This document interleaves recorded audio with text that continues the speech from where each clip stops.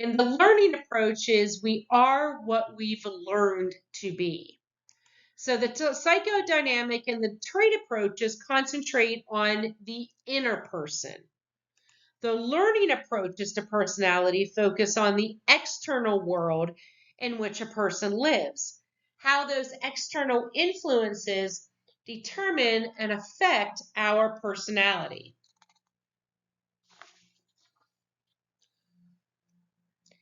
Now, in a previous chapter, you remember we talked about learning psychology, and we talked about Pavlov, we talked about Watson, and we talked about Skinner.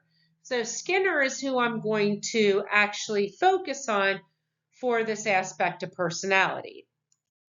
And so we look at Skinner's behaviorist approach. According to Skinner, personality is a collection of learned behavior patterns. According to Skinner, personality is a collection of learned behavior patterns. Humans are infinitely changeable. We are not stuck to only one type of personality. We can change our personality over time, is what Skinner is saying. We are not stuck in only that one. We can learn to change our behaviors. If we are able to control and modify the patterns of reinforcers in a situation, behavior can be changed and ultimately improved upon.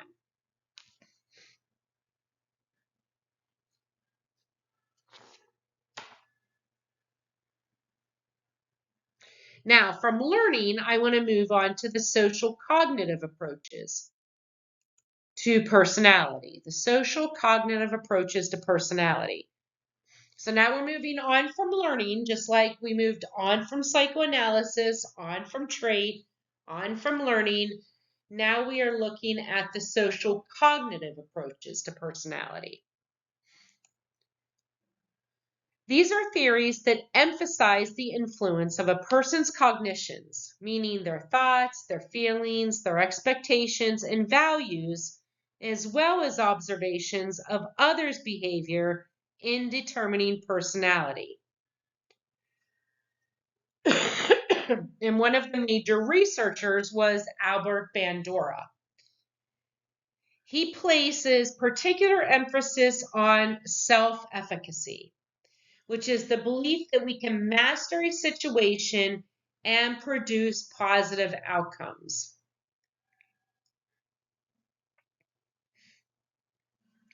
He believed that people with a high self-efficacy have higher aspirations and greater persistence, and ultimately then they have greater success.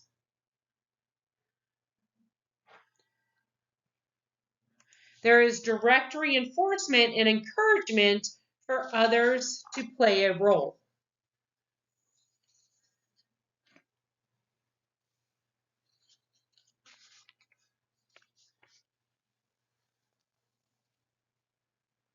So we just got done talking about all these different approaches to personality. The next question and things that I want to look into going away from those kind of approaches is I want to look into answering the question, how much consistency exists in personality? How much consistency exists in personality? Walter Mischel sees personality as a variable from one situation to another situation. And he referred to this as situationism. It's the view that personality cannot be considered without taking the particular context of the situation into account. Whatever situation you are in can affect your personality. And Mischel had a theory about this. It is Mischel's cognitive affective processing system, or CAPS theory, which says that people's thoughts and emotions about themselves and the world determine how they view and then react in particular situations. their thoughts and emotions about themselves and the world together determine how they view and react in certain situations.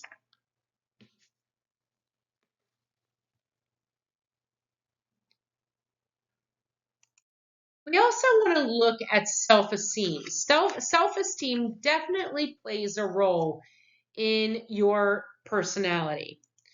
Self-esteem is the component of your personality that encompasses your positive and negative self-evaluations. And this then plays a role in relationship harmony, the sense of success in forming close bonds with other people. And if you think about it, that makes sense, right? Your self-esteem kind of plays a role in the types of relationships or bonds that you have with other people. And as you know, each of us go through periods of low and high self-esteem. Chronically low self-esteem may lead to a cycle of failure where past failure breeds future failure. So chronically low self-esteem, where it's going on for an extended period of time. That's what we mean by chronic, right? It's going on for an extended period of time. So if you are chronically having bouts of low self-esteem, that can lead to a cycle of failure where your past failures actually breed into future failures. On the other hand, high levels of self-esteem can be troublesome also if they are unwarranted. And this is what leads into narcissism or narcissistic individuals. Narcissism is the self-absorption and an inflated view of yourself. So narcissistic individuals have a high level of self-esteem, which may seem good in a way, but if you have too high of a level of self-esteem, then you don't keep yourself in check. You think that you're above everyone else and you can do no wrong.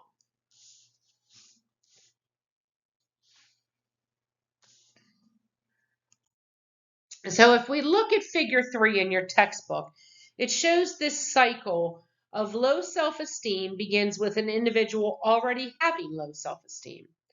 As a consequence, the person will have low performance expectations.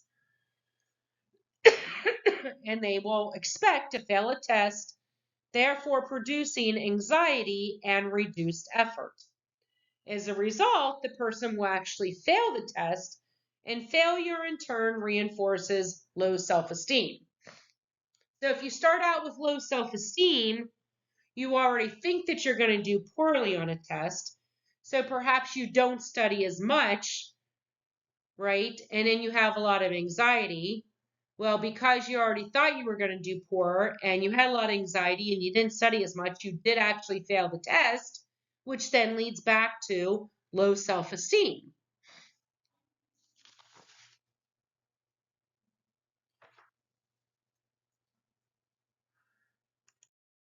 So if we look at evaluating learning approaches to personality, so let's go back and look at these learning theories. They have helped make personality psychology a scientific venture by focusing on observable behavior and the effects of an individual's environment. So previously, as we talked about, right, originally with Freud, personality, psychoanalysis, there was no science behind it. And those learning theories actually helped make personality psychology more of a science. They tend to share a highly deterministic view of human behavior that maintains that behavior is shaped by forces beyond the individual's control.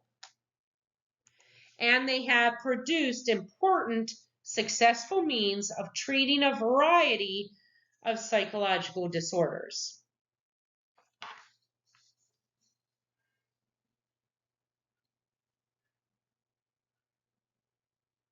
So now, on from the learning theories, I want to talk about, or the learning approach, I want to talk about the humanistic approach. So the humanistic approach is the uniqueness of who you are, the uniqueness of you. So the humanistic approach to personality, there are a set of theories that emphasize people's innate goodness and desire to achieve higher levels of functioning.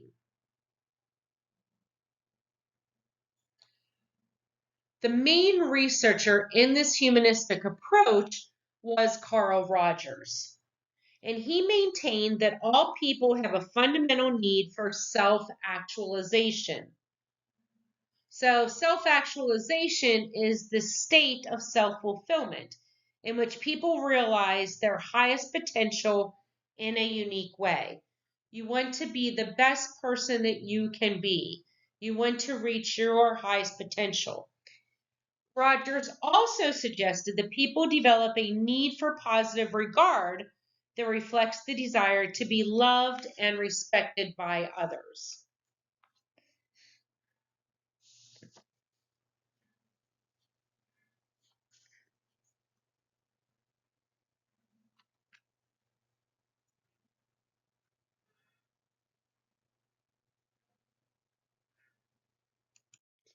Now, continuing on with these humanistic approaches, you have what is called this self-concept. It is a set of beliefs and people hold about their own abilities, behavior, and personality. And now I clicked a little bit too fast on that. Rogers suggested that one way of overcoming any discrepancy with this between experience and self-concept is through the receipt of unconditional positive regard from another person. Now, what we mean by unconditional positive regard is an attitude of acceptance and respect on the part of an observer, no matter what that person says or does. Unconditional positive regard is really difficult, I think, for most individuals because no matter what a person says or does, you think of them in a positive way. And I think that's what all of us are kind of striving to have. We want people to look at us and accept us unconditionally. And that's what Rogers believed with this humanistic approach. A conditional positive regard depends on the person's behavior. We either like them or we don't, depending on what they did or didn't do.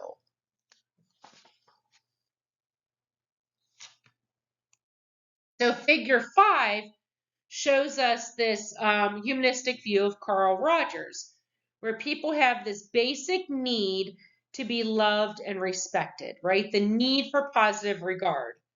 If you receive unconditional positive regard from others, you will develop a more realistic self-concept and ultimately can reach that self-actualization.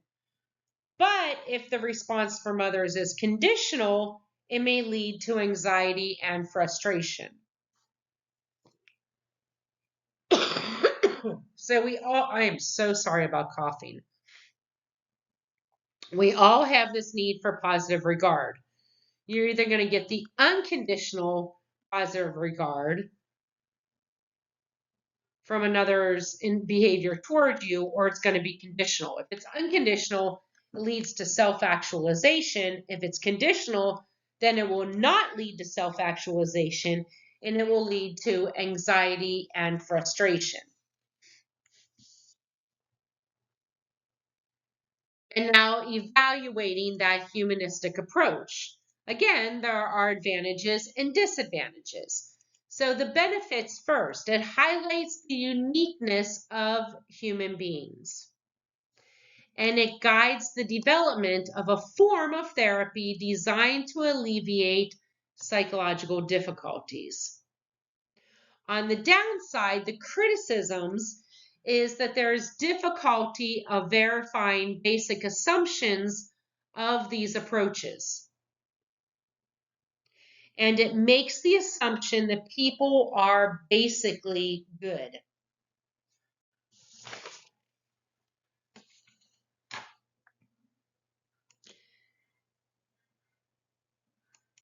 Now, figure 6 in your book kind of looks at all the different approaches that we talked about in this chapter so far, right? Starting out with the psychodynamic, and that was with Freud, Jung, Horney, and Adler. Then the trait approaches, right? That was Allport, Cattell, and Eysenck. The learning approaches, which was Skinner and Bandura.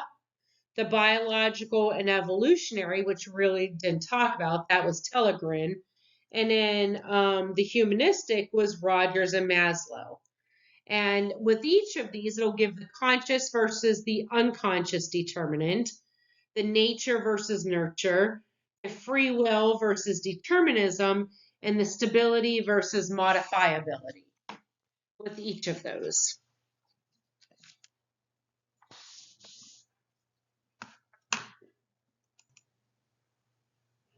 Okay, let's